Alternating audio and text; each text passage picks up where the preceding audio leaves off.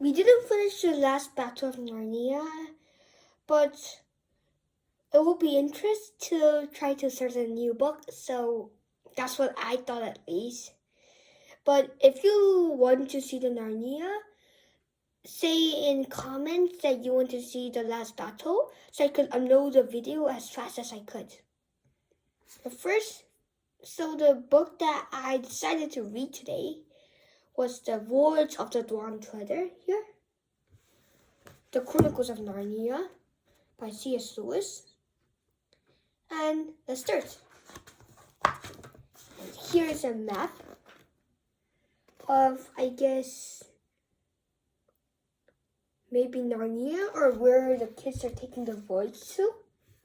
It's the first time that I'm reading this book too, so I don't have any clue. What do you think about this? And also about this, you could send in comments what your idea is if you watch this video. This is Book 5, The Voyage of the Dawn Treader. Illustrated by Pilwayne Baynes. To Geoffrey Barefoot. The first chapter is the picture in the bedroom. Chapter 1. There was a boy called Estius, Cornet's scrub, and he almost deserved it. His parents called him Estius Clarnus and masters called him Scrub. I can't tell you how his friends spoke to him, for he had none. He didn't call his father and mother, but Harlord and Alberta, they were very up to date and advanced people. They were vegetarians, non-smokers, and teetotalers, and wore a special kind of underclothes.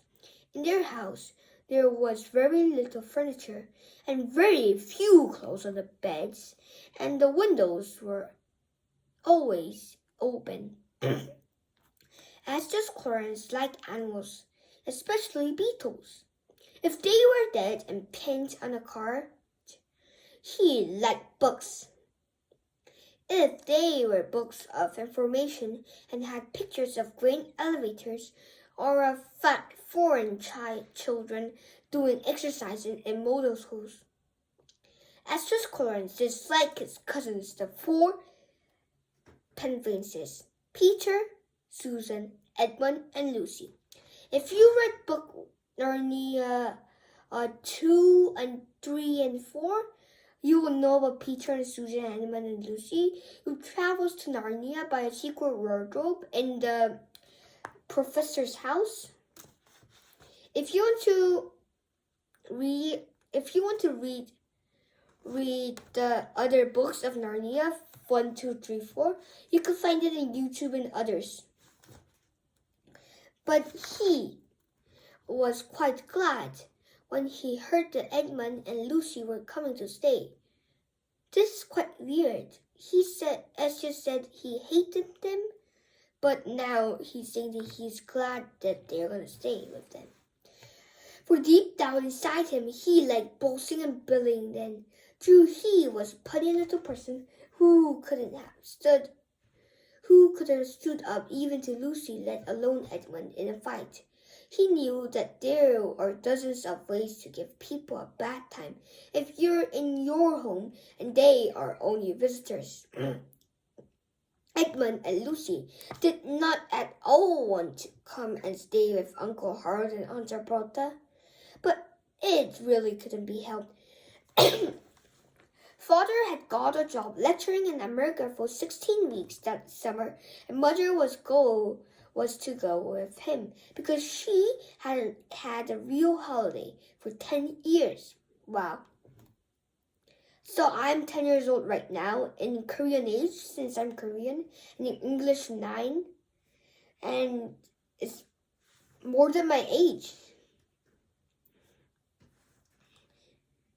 So here, Peter was working very hard for exam, and he was to spend the holidays being coached by old Professor Kirky, in whose house his 4 children had had wonderful adventures long ago in the war years.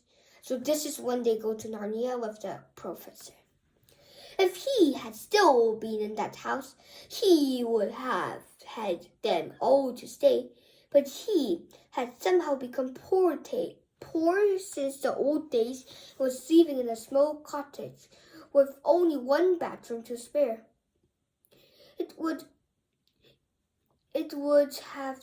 have cost too much money to take the other three all to America, and Susan had gone. Grown-ups thought her the pretty one of the family, and she was no good at schoolwork though, otherwise very old for her age. And Mother said she would get far from out of a trip to America than the youngsters. Edmund and Lucy tried not to grudge Susan her luck, but it was dreadful having to spend the summer holidays at the ends. But it's far worse for me, said Edmund, because you will at least have a room of your own, and I shall have to share a bedroom with that record stinker, Astus. The story begins on afternoon, when Edmund and Lucy were stealing a few precious minutes alone together. And of course they were talking about Narnia, which was the name of their own private and secret country. Most of us, I suppose, have a secret country, but for most of us, it is only an imaginary country. Edmund and Lucy were luckier than other people in that respect. Their secret country was real. They had already visited it twice, not in a game or a dream, but in reality. They got there, of course, by magic, which is the only way of getting to the Narnia. The promise of very nearly a promise had been made them in Narnia itself that they would someday get back. You may imagine that they talk about it a good deal when they got the chance. They were in Lucy's room, sitting on the edge of her bed and looking at a picture on the opposite wall. It was the only picture in the house that they liked. Aunt Bota didn't like it at all. That was why it was put away in a little back room upstairs. But she couldn't get rid of it because it had been a wedding present from someone she did not want to offend. It was a picture of a ship sailing straight towards you. Her prow was glided and shaped like the head of a dragon, with wide open mouth. She had only one mast and one large square sail was a rich purple. The size of the ship, what you could see of them, where the glided wings of the dragon ended, were green. She had just run up to the top of one glorious blue wave, and the nearer slope of that wave came down towards you, with streaks of bubbles on it. She was obviously running fast before a gay wind, listing over a little on her port side.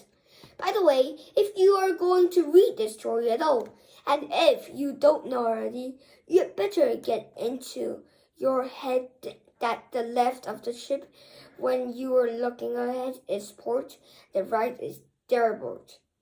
All the sunlight fell on her form from that side, and the water on the side was full of greens and purple. And the other, it was darker blue from the shadow of the ship. The question is, said Edmund, whether it doesn't make things worse looking at the Narnia ship when you can get there. Even looking is better than nothing, said Lucy, and she is such a very Narnian ship. Still playing your old game, said Astor's Cronus, who had been listening outside the door, and now came grinning into the room. Last year, when he had been staying with the Prevenists, he had managed to hear them all talking about Narnia, and he loved teasing them about it. He thought, of thought, of course, that they were making it up. And as he far was too stupid to make anything up himself, he did not approve of that. "You're not wanted here," said Edmund curtly. "I'm trying to think of a limerick," said Astrid. "Something like this. Some kids who played games about Narnia got gradually blamed and blamier. And Narnia and blamier doesn't rhyme to begin with," said Lucy. "It's a sonnet," said Estes. Don't ask him what a assy thingamy is,"